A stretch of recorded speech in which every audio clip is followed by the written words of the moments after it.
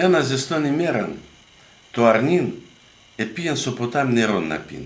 Και ξέρεν το άτυχον, πως τα καλοκαίρια ο λύκον λάσκεται σε εκείνη τα μέρη. Έρθεν ο λύκον, είδεν το μικρόν και λέει απέσat τέα μορφών τεμών, εσύ θα είναι σε καλόν φαΐν.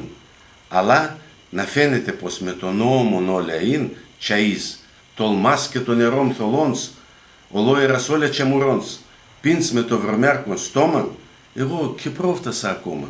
Κατσία εις και καλατσεύς, τερό εμέν ξάικη σαεύς, σουνούμεν δόκεν, πως ο Πέρτς ο φέτος ενέθα, εξέρτς, α τότε σε τον αδελφός, για κάποιος ασωσόης, τα μούντρας ήσεν και το πόης.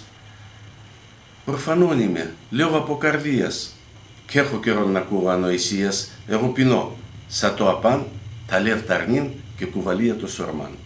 Μαθείς μας η ζωή, η αδύναμη ίντε νεφτάρνη, το δίκαιον και η δύναμη πάντα οντάμον πάγνε.